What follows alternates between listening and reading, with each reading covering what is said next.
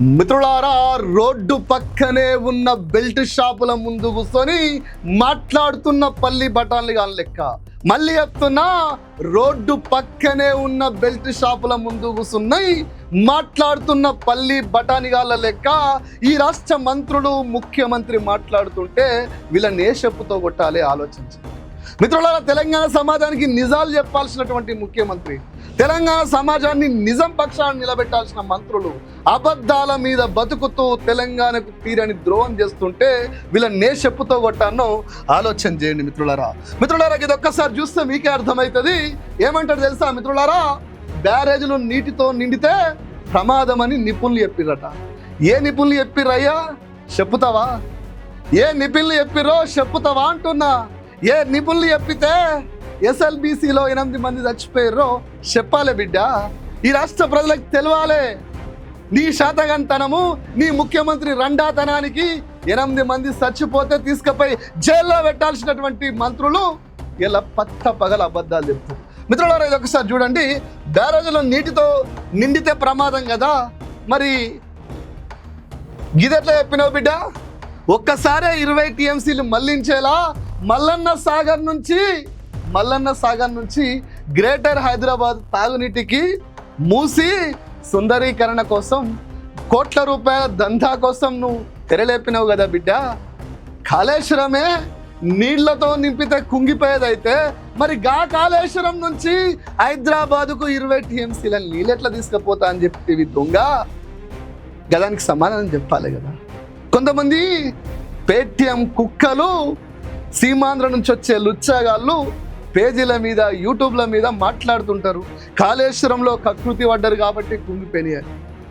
బీజేపీలు కూడా మాట్లాడుతుంటారు. మిత్రులారా, నిజంగా బీజేపీలు కాళేశ్వరం గురించి మాట్లాడే నైతికత ఉంటుందా మిత్రులారా? కనీసం అర్హత ఉంటుందా అంటున్నా నేను. మిత్రులారా, ఒక్కసారి ఆలోచన చేయండి. వీళ్ళు కడితే గిట్లుంటుంది. ఓ రైల్వే స్టేషన్ని సుందరీకరణ చేసే శక్తి లేదు. ఒక బ్రిడ్జ్ చక్క గట్టే తెలివి లేదు. ఉప్పల్ ఫ్లైఓవరు 12 ఏళ్ళ గట్లే ఉన్నది. వీళ్ళు కూడా కాళేశ్వరం గురించి మాట్లాడుతుంటే వీళ్ళ అందాన్ని చూసి నేను ఏమనాలి నాకు అర్థమవుతుంది.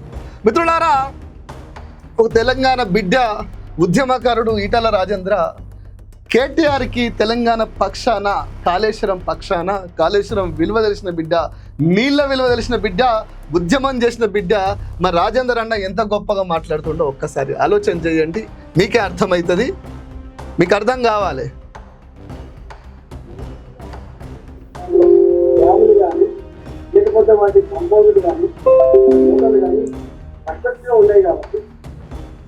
అన్ని పర్ఫెక్ట్ ఉన్నాయి. ఇంకా కన్నేపల్లి, సుందిల్లా, అన్నారము, ఆంజయ్యరయ్య అని చెప్పేసి రైతులకు నీళ్ళు అని చెప్పేసి ఉద్యమ బిడ్డ ఈటల రాజేంద్రన్న మాట్లాడుతుంటే కొంతమంది ఉల్ఫాగాళ్ళు సోషల్ మీడియాలో ముఖ్యమంత్రి ఆ విధమైన కారు కూతలు కూస్తూ, మంత్రులు ఇట్లా అడ్డదారి పట్టిస్తూ ఎవరికి న్యాయం చేయాలనుకుంటుర్రు, ఎవరికి మంచి చేయాలనుకుంటారు తెలుసా మిత్రులారా?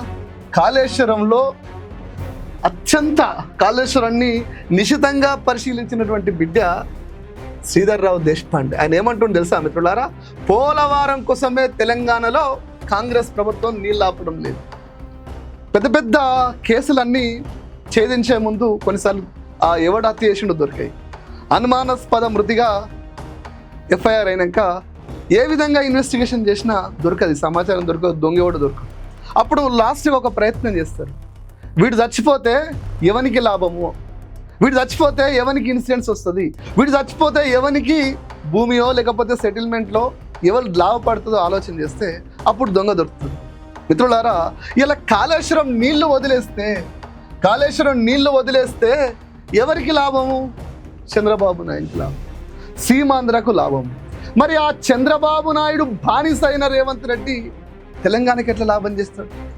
మిత్రులారా, ఇది ఒకసారి చూడండి, మీకే అర్థమవుతుంది. ఏడాదిలోపు ప్రాజెక్టుల మరమ్మతులు పూర్తి చేస్తామని చెప్పిన ఈ సన్నాసి 3 ఏళ్ళు, దాదాపు 30 నెలలు ఎవరు అధికారంలో ఉన్నారు? ఎవరి సంఖ్య నాకుతుండు? ఎందుకు రిపేర్ చేయట్లేదు అంటే వీళ్ళు ఇక్కడి చిలకలే కానీ పలికేవి బాబు పలికిస్తున్నటువంటి పలుకులు.